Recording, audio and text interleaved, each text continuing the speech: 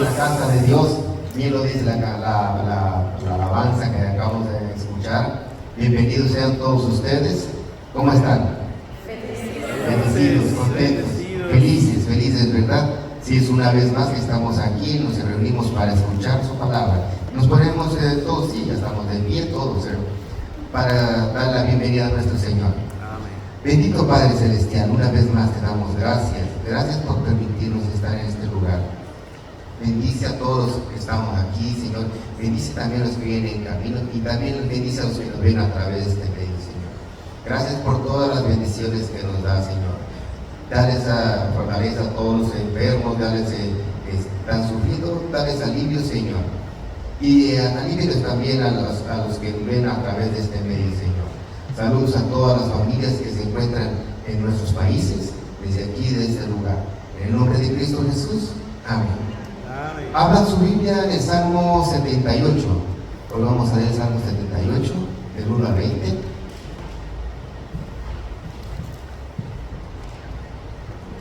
Ok, mis hermanos, Salmo 78, dice así: Escucha, pueblo mío, mi ley, inclinad vuestro oído a las palabras de mi boca. Abriré mi boca en proverbios, hablaré cosas escondidas desde tiempos antiguos, Las cuales hemos oído y entendido, que nuestros padres nos las contaron. No las encubriremos a sus hijos, contando a la generación venidera las alabanzas de Jehová y su potencia y las maravillas que hizo. Él estableció testimonio en Jacob y puso ley en Israel, la cual mandó a nuestros padres que modificasen a sus hijos, para que lo sepa la generación venidera y los hijos que nacerán y los que se levantarán lo cuenten a sus hijos. al fin de que pongan en Dios su confianza y no se olviden de las obras de Dios, que guarden sus mandamientos. Y no sean como sus padres, generación contumaz y rebelde, generación que no dispuso su corazón, ni fue fiel para con Dios su espíritu. Los hijos de Efraín, arqueros armados, volvieron las espadas en el día de la batalla. no guardaron el pacto de Dios ni quisieron andar en su ley, Sino que se olvidaron de sus obras y de sus maravillas que les habían mostrado. De sus padres hizo maravillas en la tierra de Egipto, en el campo de Zoán. Dividió el mar y los hizo pasar. Detuvo las aguas como en un montón. Les guió de día con nube y toda la noche con resplandor de fuego. Hendió las peñas en el desierto y les dio a beber como de grandes abismos. Pues sacó de la peña corrientes e hizo descender aguas como ríos. Pero aún volvieron a pescar contra él. Volvieron a pecar contra él, reclamándose contra él Altísimo en el desierto. Pues tentaron a Dios en su corazón, pidiendo comida a su gusto. Y hablaron contra Dios diciendo: ¿podrá poner mesa en el desierto? He aquí ha herido la peña, brotaron aguas y torrentes inundaron la tierra. ¿Podrá ¿Podrá dar también pan? ¿Dispondrá carne para su pueblo? Amén. Grande tu nombre en poderío. Amén.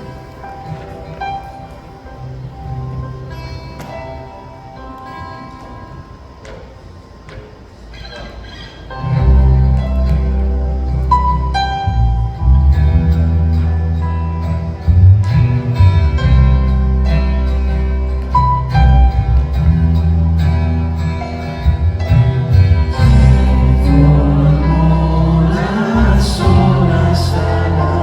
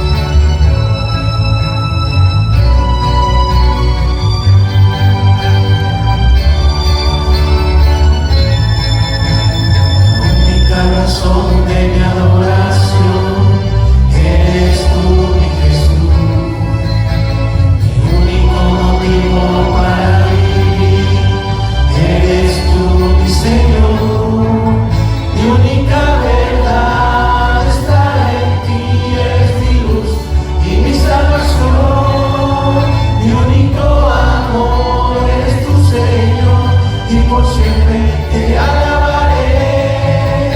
Tú eres todopoderoso, eres grande y majestuoso, eres fuerte, invencible, y no hay nadie como tú. Tú eres todopoderoso, eres grande y majestuoso, eres fuerte, invencible, y no hay nadie como tú.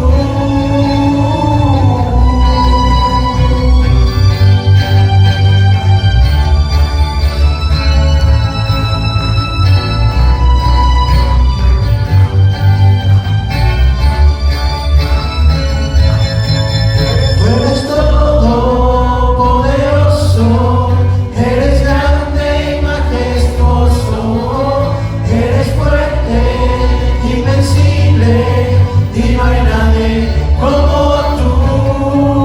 Tú eres todopoderoso, eres grande y majestuoso, eres fuerte, invencible, y no hay nadie como tú.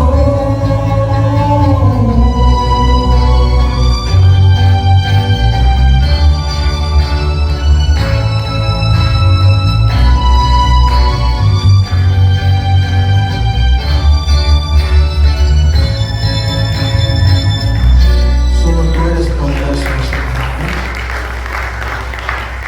El Salmo 28:7 dice: Jehová es mi fortaleza y mi escudo, en él confío en mi corazón, y fui ayudado, por lo que se gozo mi corazón, y con mi cántico le alabaré. Amén.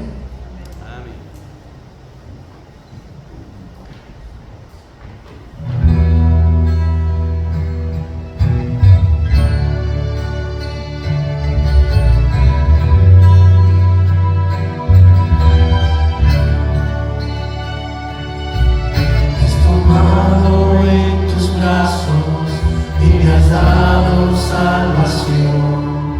De tu amor has derramado en mi corazón. No sabré agradecerte lo que has hecho por mí. Solo puedo darte ahora mi canción. Gracias Señor, gracias mi Señor Jesús. Gracias Señor, gracias mi Señor Jesús. En la cruz diste tu vida, entregaste todo ahí, vida eterna regalaste al morir. Por tu sangre tengo entrada ante el trono celestial, puedo entrar confiadamente ante ti.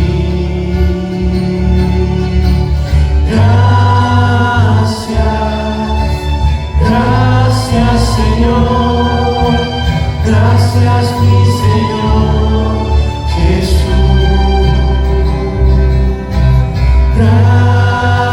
Gracias Señor, gracias mi Señor Jesús. Me has tomado en tus brazos y me has dado salvación. De tu amor has derramado en mi corazón. No sabré agradecerte lo que has hecho por mí. Solo puedo darte ahora mi canción.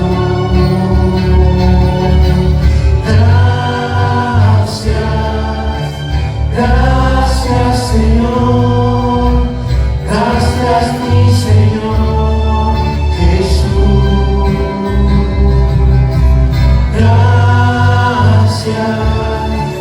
Gracias Señor, gracias mi Señor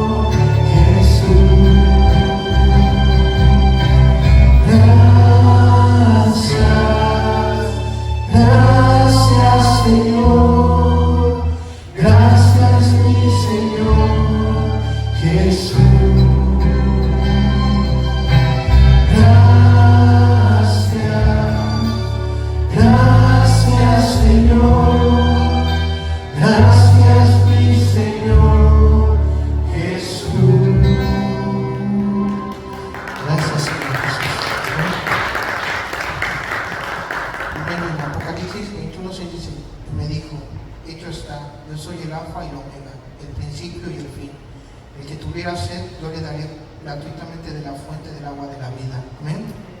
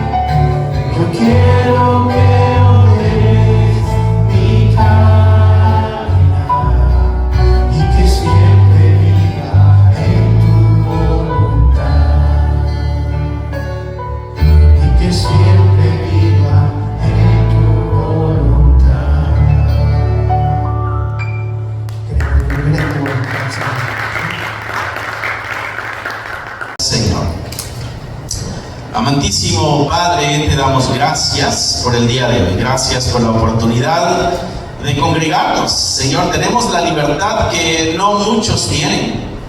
Tenemos la libertad de congregarnos, nuestras vidas no están corriendo peligro por hacerlo. Tenemos una Biblia a nuestro alcance, Señor. Hemos sido liberados del pecado también. Señor, gracias, porque tú eres nuestro libertador. Y gracias porque podemos acercarnos con libertad también a ese trono de gracia y encontrar ahí el oportuno socorro para nuestras vidas. Gracias porque tenemos a dónde acudir. Y gracias, Señor, porque has recibido nuestro canto, nuestra alabanza, y a la misma vez nuestros corazones los preparamos para que tu palabra encuentre un lugar donde reposar y donde fructificar. Ayúdanos, Señor, a hacer esa tierra fértil para que la semilla de tu palabra se multiplique. Te lo pedimos en el nombre de Cristo Jesús. Amén, amén y amén. Así que Al que está a tu lado, dile que Dios te bendiga, por si no lo habías saludado. Sí, a veces estamos en la alabanza y pues no nos da el tiempo, ¿no? También apaga tu celular, hermano, si lo tienes encendido, para que podamos concentrarnos en aquello que el Señor vaya a hablarnos el día de hoy. Y vamos a ir al libro de Romanos. Habíamos hablado la última vez que estaríamos tomando Romanos para la guía de nuestros temas, y el día de hoy hablaremos del poder del Evangelio. El Evangelio tiene poder. No sé si tú sabías eso, pero el Evangelio tiene poder. Al menos es lo que Pablo nos dice también. El Evangelio tiene poder, y estaremos leyendo solamente un versículo, y es el versículo 16 del capítulo 1 de Romanos. Y este poder del que habla Pablo no es una fuerza sin sentido, sino que tiene dirección, tiene propósito. ¿Ya estás ahí en el versículo 16? Dice: porque no me avergüenzo del Evangelio, porque es poder de Dios para salvación, y todo aquel que cree, al judío primeramente, y también al griego. Dice ahí que el Evangelio es el poder de Dios y nos da el propósito. Nos dice que es un poder para salvación, y nos dice también para quiénes, y es para todos aquellos que creen. ¿Tú has creído en el Evangelio, mi hermano? Bueno, Pablo dice que ese Evangelio tiene poder. Y es un poder para salvación, y es un poder para transformación. Si ese Evangelio ha tenido ese poder, nuestras vidas han sido impactadas y han sido transformadas, y nosotros estamos el día de hoy en salvación. Gloria a Dios por eso, ¿no? ¿Qué es el Evangelio? ¿Qué es el Evangelio en el cristianismo? El término Evangelio lo que quiere decir son buenas noticias. ¿Qué quiere decir? Es de que es un buen mensaje. El Evangelio es el anuncio de la obra redentora de nuestro Señor Jesucristo. Son buenas noticias porque nosotros estábamos destituidos de la gloria de Dios. Estábamos ajenos a la relación con Dios. Nosotros éramos religiosos en otra vida, en el sentido de que creíamos de que nuestras prácticas eran las que nos acercaban a Dios, ¿no? Hacíamos una o dos cosas y nosotros creíamos que si hacíamos el ABC de ciertos rituales o de ciertas prácticas, bueno, entonces entrábamos en una relación estable y perfecta con Dios. Sin embargo, al leer la Escritura nos damos cuenta de que no se trata de nuestras obras, sino que se trata de la obra redentora de nuestro Señor. Y Él salva a quien Él quiere. Y Él le abre los ojos a quien Él quiere. Por eso Pablo dice de que el Evangelio es poder de Dios. Y el Evangelio son buenas noticias. Lo que Dios ha hecho en su amor y en su misericordia. Envió a su Hijo, mi hermano, a morir en la cruz para que tú tuvieras salvación, para que tú pudieras encontrar salvación. Las consecuencias del pecado eran una separación eterna y un castigo eterno, pero las consecuencias del Evangelio son libertad de ese castigo eterno, son libertad de ese pecado también que no nos permitía acercarnos a Dios. Y a través de la vida, la muerte y la resurrección de nuestro Señor Jesucristo, Dios ha abierto el camino para que la humanidad pueda encontrar su reconciliación con Dios. Allá en el huerto del Edén se rompió toda relación de la humanidad con su Creador. Ya el pecado de Adán y Eva es lo que tú y yo hemos heredado. Es lo que conocemos como el pecado original. O sea, desde nuestro origen venimos con ese pecado. Viene una relación rota con Dios y venimos inclinados al pecado. Las buenas noticias es de que esa relación se puede restaurar, pero se puede restaurar solamente a través de alguien. Y ese alguien es nuestro Señor Jesucristo. Él es el camino, Él es la verdad y Él es la vida. Juan 3:16, este te lo sabes de memoria, dice: porque de tal manera amó Dios al mundo, que ha dado a su Hijo unigénito, para que todo aquel que en Él cree no se pierda, mas tenga vida eterna. El Señor muestra su amor a la humanidad entregando a su Hijo, para que todo aquel que tenga la capacidad de creer en este Hijo encuentre la salvación, ¿no? Y tenga vida eterna y que no se pierda. Está el otro lado de la moneda. Aquel que no cree se pierde y por consecuencia no tiene vida eterna. Eso no quiere decir que dejará de existir, porque vida en el contexto de la Biblia es una buena y perfecta relación con Dios, donde todas las cosas están dirigiéndose, caminando bien, todo va en una muy buena dirección. Esa es la vida que ofrece la Escritura. Las cosas van bien, la relación con Dios va bien, la relación con el prójimo va bien, las cosas nos están yendo muy bien. Eso es la vida a lo que se refiere la Escritura. Y ahora está diciendo que hay vida eterna, o ese tipo de vida, pero en una eternidad, no momentánea como a veces la disfrutamos. Bueno, esas son las buenas noticias. Ese es el Evangelio, y que Dios entregó a su Hijo para que tú y yo tuviéramos vida eterna. Hechos 4:12 dice: y en ningún otro hay salvación, porque no hay otro nombre bajo el cielo dado a los hombres en que podamos ser salvos. Y entonces hay un absoluto ahí. No existe ninguna otra manera, mi hermano, en que tú y yo podamos encontrar la salvación. Solamente en Jesucristo nuestro Señor se encuentra la salvación. Eso quiere decir que tú y yo nos encontramos en una posición privilegiada por encima de toda la humanidad, todo aquel grupo de personas que no ha creído en nuestro Señor Jesucristo. Y todas aquellas personas que han depositado su confianza en algo o en alguien más que no es nuestro Señor Jesucristo, no han encontrado la salvación.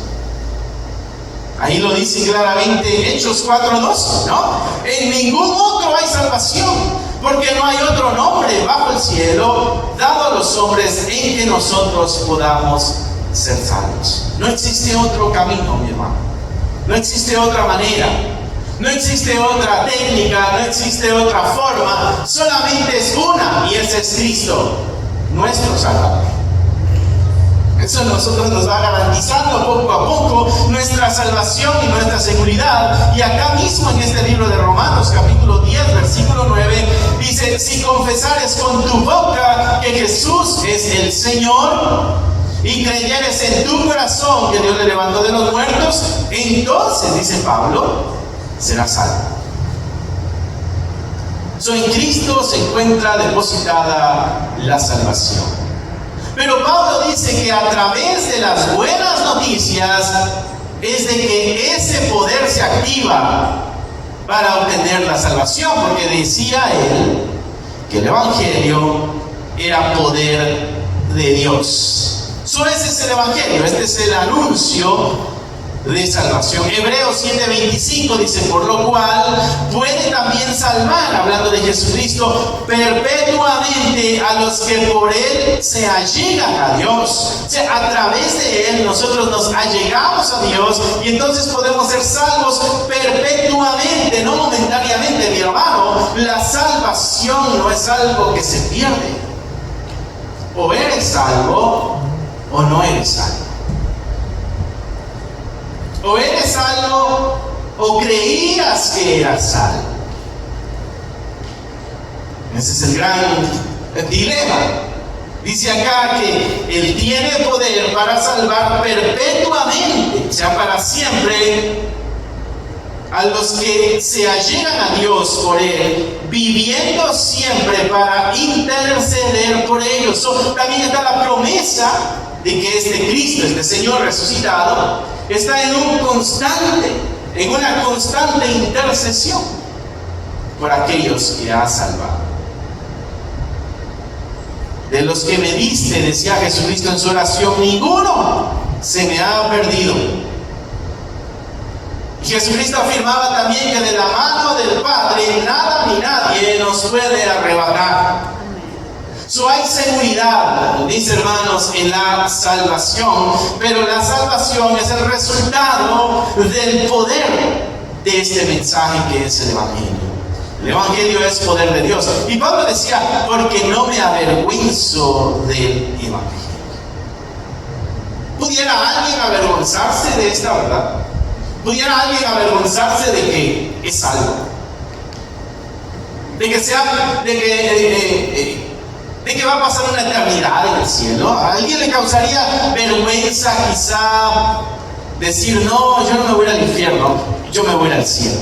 Qué pena, qué vergüenza anunciar esto. Pablo dice, no me avergüenzo del Evangelio, ¿no? Pero Pablo lo dice en otro contexto, porque él está hablando a una comunidad de judíos y de gentiles, y ustedes saben de que el judío y el gentil no tenían una muy buena relación, y entonces Pablo lo que está afirmando en estas palabras también es de que este Evangelio viene a unir a esos pueblos, y Pablo dice, a mí no me da vergüenza decir de que el gentil encuentra su salvación en Cristo y podemos ser hermanos. No me da vergüenza decir que el drogadicto puede encontrar su salvación en Cristo y que yo puedo abrazarle y llamarle mi hermano. Yo no puedo avergonzarme de que la prostituta encuentre su salvación en Cristo y yo pueda llamarle hermana. El Evangelio nos une. No hay de qué avergonzarse el Evangelio, mucho menos porque es la manifestación del poder del Creador, del poder de nuestro Dios. Son la encarnación de Dios en esta persona de Jesucristo, el sacrificio en la cruz y la victoria sobre la muerte al tercer día. No es algo de lo que tú y yo debiéramos avergonzarnos. Debiéramos sentirnos muy orgullosos de ser parte de esto de Dios. El Evangelio es eso, mis hermanos, es el núcleo de la fe cristiana.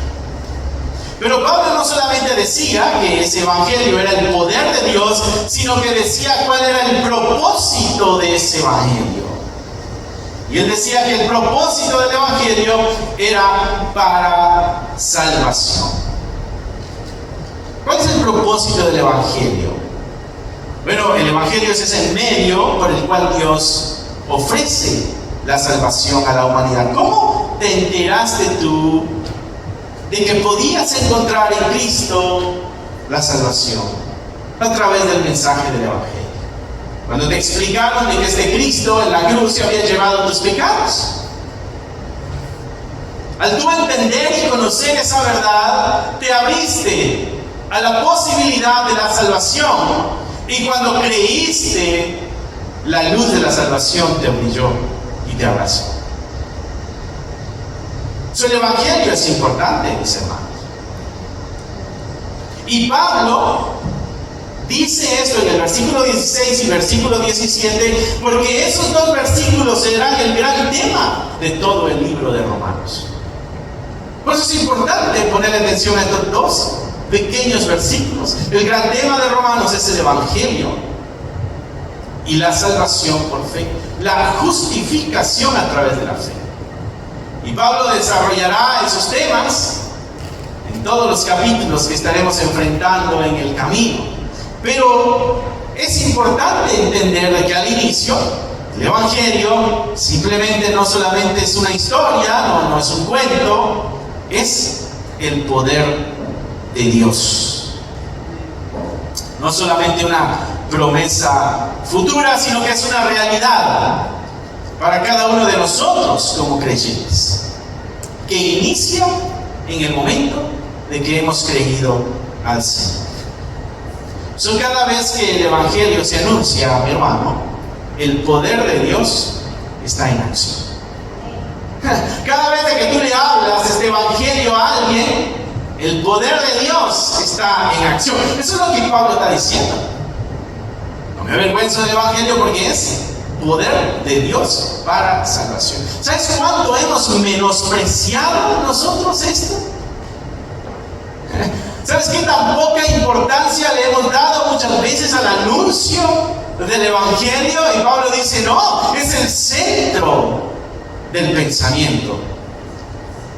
Es necesario que podamos ver el tremendo valor que tiene el mensaje del Evangelio. Entonces es lamentable que nosotros, estando perdidos, nos hayamos en el Señor hayamos encontrado la salvación y se nos olvide de dónde venimos y dejemos al resto del mundo ahí donde se encuentra, de ahí donde alguien nos sacó a nosotros y nos dio vida eterna.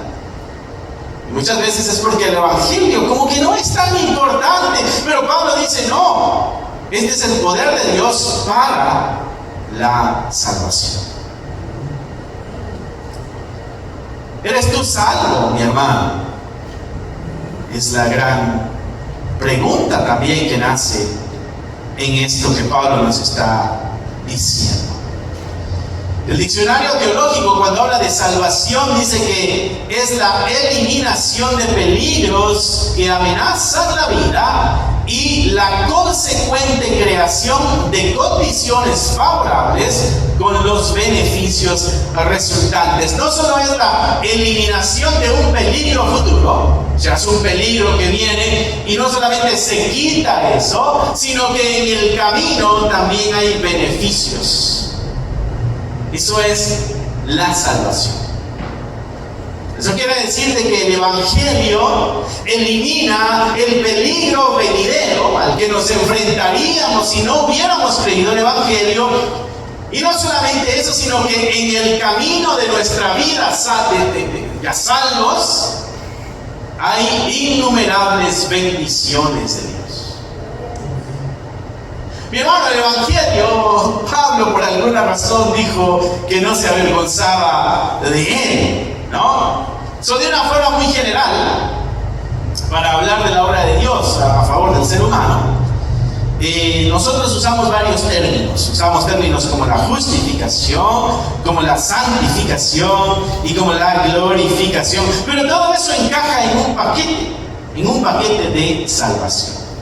Porque salvación es eliminar el peligro venidero, pero también recibir bendiciones en el camino, ¿no? Entonces, la salvación encierra estos pensamientos a la misma vez.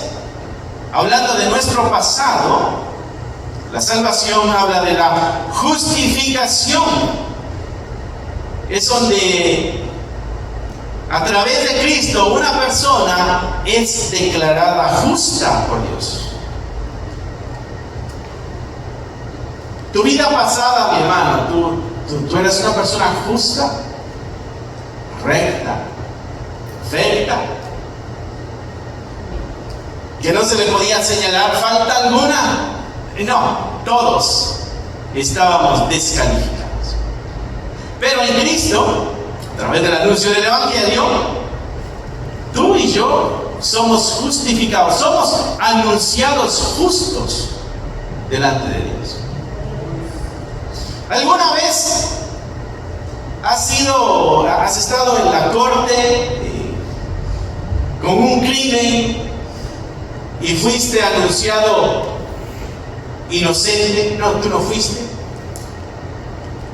No tienes que pagar nada. Nos equivocamos qué sé yo, de criminal. ¿O qué tal si sí era responsable? Pero fuiste liberado de esa culpa. De pronto por ahí sí, no sé si te ha pasado lo que a mí me pasó en una ocasión. Yo antes, cuando era soltero, todavía no estaba en el ministerio, esa es mi excusa, ¿no? Pero allá en Chicago los stops no los hacía, ¿no? Yo veía para los dos lados y si no venía el carro, pues seguía derecho. Pero en una de esas había un policía ahí escondido. Esos que están vigilando a que tú la riegues para darte un ticket, ¿no? Bueno, recuerdo esa vez que me pasé esa luz roja en Chicago, así que me dieron corte, tenía que ir a la corte, tenía que ir a pagar las consecuencias de mis actos. Fui a corte, Pero en esa misma noche hubo una balacera en Chicago donde ese policía fue uno de los que acudió al llamado del 911. Entonces, el mismo día de mi corte, ese mismo día tenía corte los otros que habían estado en una balacera. Entonces el policía no pudo estar en la corte mía, que era de tráfico, sino que decidió ir a la corte otra que era más importante o era más grave el crimen. Entonces no había nadie que me culpara. Y la jueza me dijo: aquí está tu licencia. Y recuerdo lo que me dijo: aunque haya sido amarillo, tienes que detenerte. No sé si tú sabías que el amarillo no es acelerar más, sino que es detenerte. Yo ahí lo aprendí. No sé si lo leí en el librito, pero el amarillo yo era para acelerar, para que no me gane. Pero me dijo la jueza: el amarillo es rojo, tienes que detenerte también. Pero no pagué nada, no pagué ticket. Me fui con mi licencia, regreso a casa, con una buena regañada, pero salí como inocente, porque no había quien me culpara. Pero yo me pasé ese rojo. Pero yo rompí la ley. Pero no había quien me señalara. Entonces salí con las manos limpias. Pero yo sí me pasé rojo. Así es nuestra salvación. Tú y yo rompimos la ley divina. Tú y yo fallamos a lo que la exigencia de Dios nos pedía. Tú y yo no llegamos a ningún nivel de estándar en lo que Dios esperaba de nosotros, como sus hijos, como hechos a su imagen y a su semejanza. Sin embargo, Cristo pagó la pena que tú y yo teníamos que pagar. Y ese es el mensaje del Evangelio. Esas son las buenas noticias. Esa es la libertad que tú y yo encontramos en Cristo Jesús.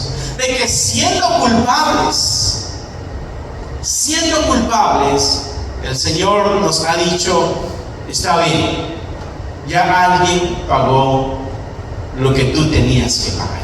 Tú no tienes que pagar nada. Ese es el perdón y la gracia de Dios. Mi hermano, tú y yo éramos culpables,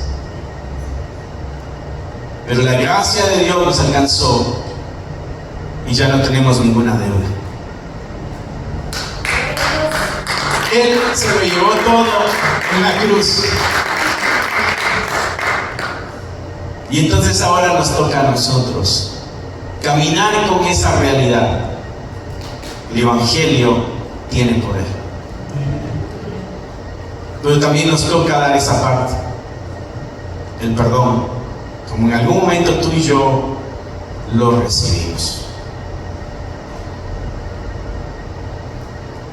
Hoy escuchaba John Piper se llama el predicador, y él da un ejemplo bien interesante, que lo leía de un libro, ya antiguo el libro, no recuerdo el escritor, pero él mencionaba esto, y él decía: esto a mí me habló, me llenó. Dice: porque yo, decía él, era la persona que se quejaba por los problemas de la vida.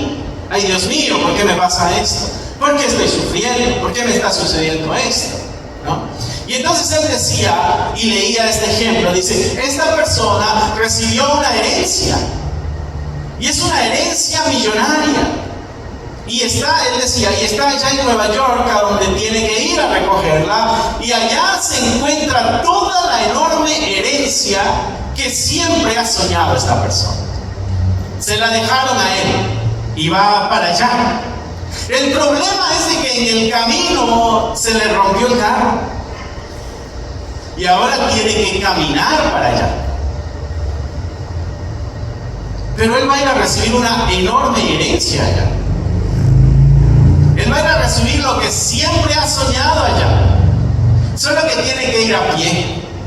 Y él decía, ¿te imaginas a esta persona en el camino? Ay, mi carro se me rompió. Ay, mi carro se me rompió. Ay, mi carro se me rompió. Quejándose en todo el camino, cuando lo que le espera ya es la enorme herencia que siempre ha anhelado. Y él decía, así somos nosotros en el camino del Señor. Vamos a una eternidad a recibir la tremenda herencia que Dios nos ha prometido, pero en el camino vamos quejándonos, ay, ¿por qué a mí? Ay, lo que me pasó, ay, lo que me dijeron, ay, lo que me hicieron. Se nos olvida hacia dónde nosotros vamos. Ese es el mensaje de la salvación que hemos olvidado también. Y si el Evangelio, como dice Pablo, tiene poder, mi hermano, nos va a ayudar a sobrellevar cualquier dificultad en la vida, porque a donde vamos es a recibir la eterna gloria, donde estaremos con el Señor para siempre. Y estos problemitas, como decía Pablo, que tenemos nosotros acá, es una tribulación momentánea. Esto cualquier rato se acaba, mi hermano, y nos vamos a ir a gozar una eternidad con el Señor. Puestos los ojos en Jesús, nuestra mirada puesta en la eternidad, nuestros ojos puestos en el cielo, en lo eterno, en lo duradero. Pero desgraciadamente nuestra mirada muchas veces lo ponemos en lo terrenal, en lo momentáneo, como Pedro cuando está caminando sobre la tormenta y Jesús le dice, mírame a mí, y él ve la tormenta, ve las olas, ve las piedras, ve el viento y se hunde. Y así a veces nos hundimos en nuestro valle de problemas, nosotros nos inundamos y nos ahogamos. Y el Señor extendiendo su mano para sacarnos. Mi hermano, la eternidad es algo que nuestra imaginación no puede entender. Tenemos unos destellos en la Escritura de lo que es la presencia de Dios. Tenemos unos destellos allá en el huerto de Edén, lo que es estar en perfecta armonía con Dios. Tenemos destellos en Apocalipsis de lo que es una relación y una eternidad en un lugar especial con Dios. Pero solamente lo que tenemos es destellos. Nos quedamos cortos en lo que pudiéramos nosotros imaginarnos. Pero si rogamos a Dios, estoy seguro de que Él nos ayudará a entender un poco más de lo que Él mismo nos está prometiendo. Mi hermano, el Evangelio tiene poder y tiene poder para salvación. Y por eso te preguntaba, mi hermano, ¿ese poder se ha manifestado en tu vida si eres salvo? ¿Ha habido cambio? ¿Ha habido transformación? ¿Ha habido un cambio de cosas importantes a menos importantes? ¿Hay un equilibrio ahora en la vida? ¿O continuamos igual que antes? En pecado, qué sé yo, en amargura, en envidias, en celos. ¿O ha transformado el corazón? Porque el Evangelio es poder de Dios. Son nuestro pasado, mi hermano, tú y yo no lo tenemos que andar cargando porque ya fue pagado en la cruz. Ya el Señor se encargó de pagar la deuda que tú y yo no podíamos pagar, pero ahora estamos en un presente y en nuestro presente este Evangelio o este mensaje o la sabiduría de Dios nos empuja a la santificación. Esto tiene que ver con la obra de Dios en nuestra vida o en la vida del creyente, pero en el presente. Este es un proceso de crecimiento y de transformación. Eso quiere decir que tu vida, mi hermano, no puede ser la misma que fue hace 8 días. Tenemos que haber crecido en nuestra moralidad, haber crecido en nuestra espiritualidad, haber crecido en nuestra entrega, haber crecido en nuestra disciplina, haber crecido en nuestro conocimiento. Debíamos haber crecido a menos de que seamos esa planta que se estanca y que ya no crece, que ya no da fruto. Es un proceso que nos lleva el Señor. Nuestra santificación. Y es que nos está preparando para algo grande. Mi hermano, yo no sé por qué a veces nosotros nos ponemos bravos cuando Dios nos está dando otra forma. ¿Será que nos amamos tanto a nosotros mismos y amamos tanto nuestro pecado que nos enojamos con Dios cuando nos comienza a apretar y a moldear? Pero nos está acomodando para algo diferente. Es que así como estamos, no podemos estar con Él una eternidad. Tenemos que ser ajustados. Así como estamos, no podemos estar con el Señor gozando el cielo y sus glorias.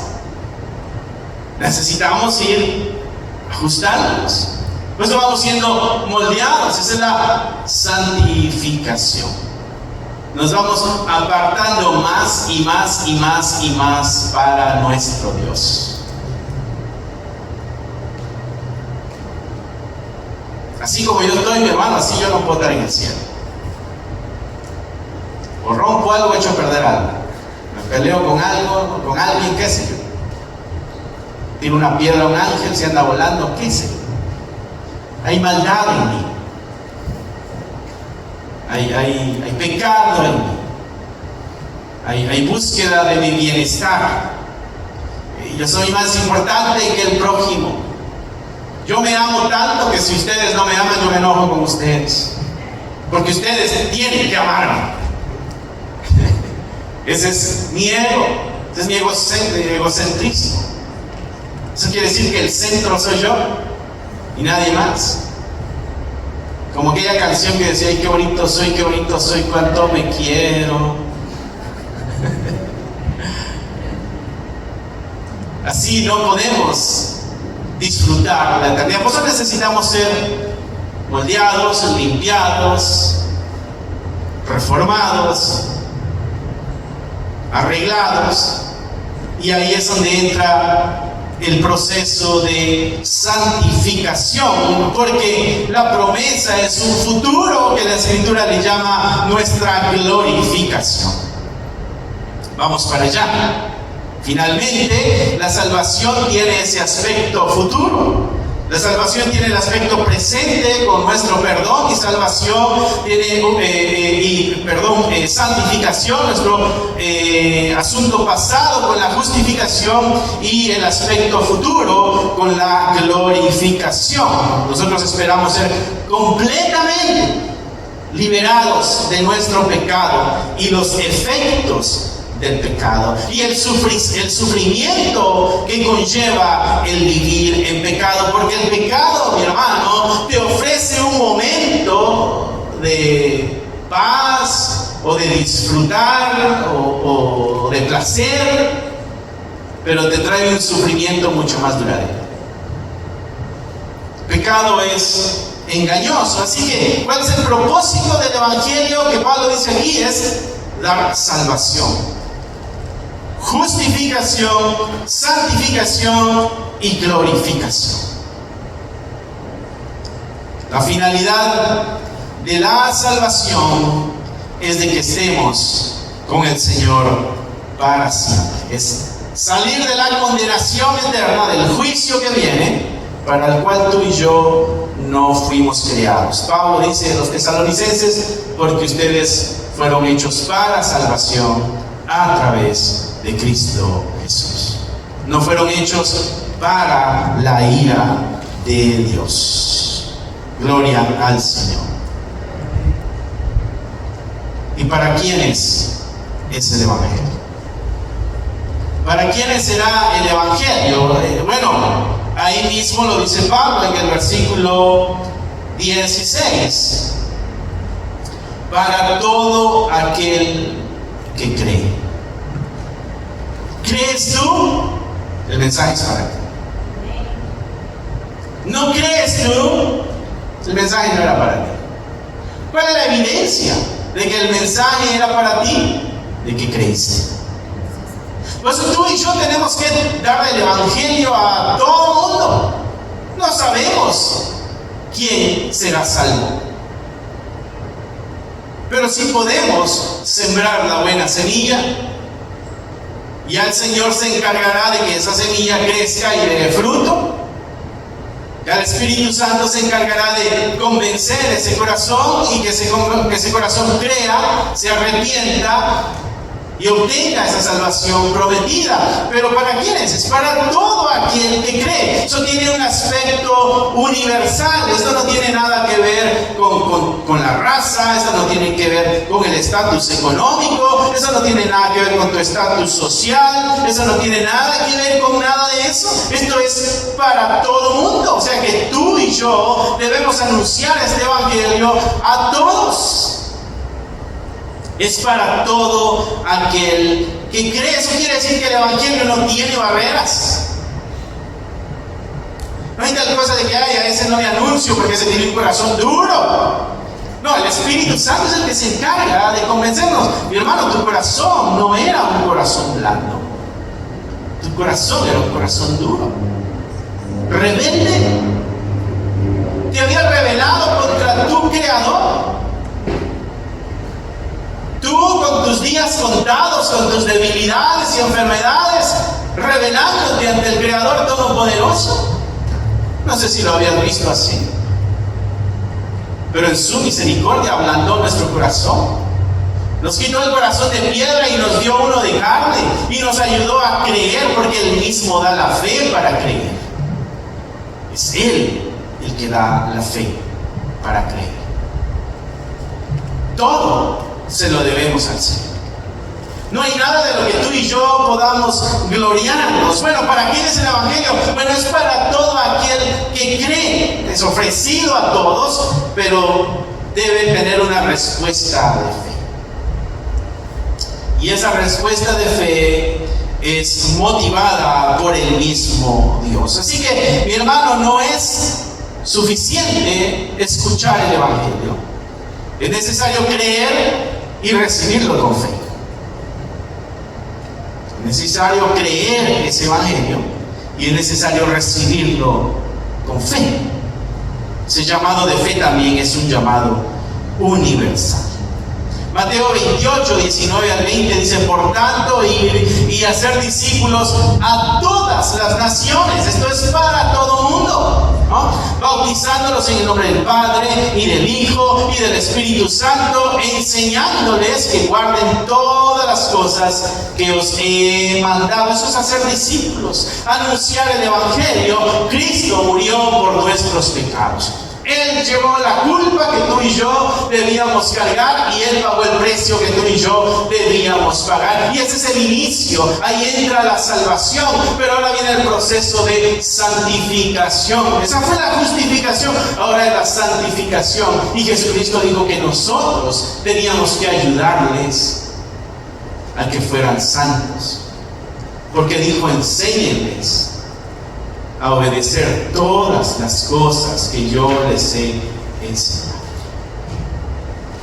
Nosotros trabajamos en el proceso de evangelismo y trabajamos en el proceso de santificación. Eso es hacer discípulos. No es tirar un flyer en la calle, no es decirle a alguien: te invito a la iglesia. Va más allá. Es hablarle del Salvador, es hablarle de Cristo, el Señor, es darle testimonio de vida y es enseñarle a caminar en obediencia a los mandatos del Señor. Él lo dice ahí, Mateo 28, 19, ¿no? Enseñándoles que guarden todas las cosas que os he mandado. He aquí, yo estoy con vosotros, no están solos, dice Jesús. Yo estoy con ustedes y estoy con ustedes hasta el fin del mundo. ¿Con quiénes está Jesús hasta el fin del mundo? Con los que andan anunciando el evangelio, con los que andan bautizando a los nuevos creyentes y con los que andan enseñando que obedezcan los mandatos de Dios. Hay una condición en la presencia. Hechos 1:8 dice: pero recibiréis poder cuando haya venido sobre vosotros el Espíritu Santo, y me seréis testigos en Jerusalén, en toda Judea, en Samaria y hasta lo último de la tierra. Y el Espíritu Santo está en ti, mi hermano. Y si la Biblia dice la verdad, dice de que tú y yo tenemos el poder de ser testigos de esta verdad. Y no solamente en nuestra pequeña área donde vivimos, sino que podemos cruzar límites y fronteras. Tú y yo tenemos un poder divino dentro de nosotros que nos acompaña para anunciar esta verdad. No se trata de tu capacidad o de tu elocuencia o de la habilidad para convencer a alguien a través de las palabras que quieras decirle. No, es el poder del Evangelio, el poder del Espíritu de Dios dentro de ti que se encarga de hacer la obra de redención. Marcos 13:10, pero es necesario que el Evangelio sea predicado antes a todas las naciones. ¿Antes de qué? Antes del fin. Es necesario de que este Evangelio se anuncie. Mi hermano, cada vez que tú y yo anunciamos el Evangelio, estamos preparando el camino para el retorno de nuestro Señor Jesucristo. Oh, tremenda obra que tú y yo tenemos. Nuestro trabajo es grandioso, mi hermano, mi hermana. Anunciamos algo poderoso que transforma. Acompañamos al nuevo creyente a que en obediencia se someta a la voluntad de Dios y le convertimos así en un discípulo. Hacemos a través de eso de que el fin de los tiempos también se vaya acercando, porque antes hay que anunciarle a todo el mundo esta verdad.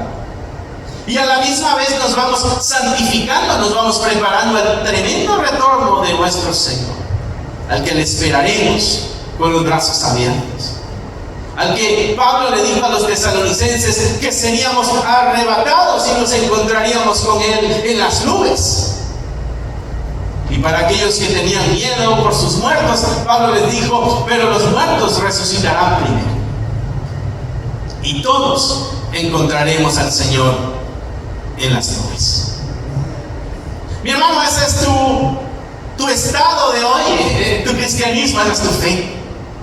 Pero a veces le bajamos el valor y la importancia al Evangelio y a nuestra vida cristiana, y nos pasa lo de aquel personaje que les comentaba, que en el camino va quejándose: ay, mi carro se rompió, ay, mi carro se rompió, y no tiene la mirada en lo eterno que está a punto de recibir. Las pequeñas cosas, mi hermano, te pueden distraer del impacto que tú puedas tener en la humanidad por el poder del Espíritu de Dios. Las pequeñas cosas son tropiezos en nuestra vida. Y si nuestro enfoque está en las pequeñas cosas, las pequeñas molestias, las distracciones, los placeres, todo aquello que le llama la atención a nuestra carne, estamos limitando el poder de Dios. Por eso Pablo decía: no contristéis al Espíritu Santo. No limitemos la obra que el Espíritu de Dios puede hacer a través de nosotros. Mira lo que hizo a través de Pablo el Espíritu de Dios. Mira lo que hizo a través de Pedro, de Juan. Mira lo que hizo a través de Jacobo. Mira lo que hizo a través de Santiago. Mira lo que hizo a través de Martín Lutero. Y así podemos entrar en nuestra historia y ver lo que el Espíritu de Dios hizo a través de toda esta magnitud, esta gama de testigos. Porque el Evangelio es poder de Dios para salvación. El Evangelio es poder de Dios para salvación. Versículo 12 del capítulo 10 de Romanos dice: porque no hay diferencia entre judío y griego, pues el mismo que es Señor de todos es rico para con todos los que le invocan. Mi hermano, el Evangelio es una invitación de Dios para que vivamos nosotros por una eternidad con Él. Es una invitación a la transformación a través de la relación y a través del compromiso. Es un mensaje también, el Evangelio, al que se responde con fe. Y ahí tengo otra vez la pregunta a mi hermano: ¿estás seguro de tu salvación? ¿Has sufrido el impacto del Evangelio en tu vida? Porque esta es la única vida que nosotros tenemos para poder asegurar la eternidad con el Señor. Oh, mi hermano, tú no quieres estar una eternidad lejos de Dios.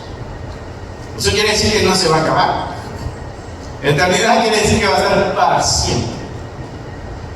No es un momento de martirio, no es una tristeza que se va a ir después de un tiempo. No es un llanto que se va a calmar después de que te hayas desahogado. No, es una eternidad. No es algo momentáneo. Es estar sin esperanza por el resto de tu vida. No sé si has pasado momentos en tu vida donde la esperanza se ha ido. Quizá una enfermedad y la angustia de los últimos días. Pero entre eso había una esperanza que Dios metiera su mano en sanar. Había una pequeña chispa de esperanza.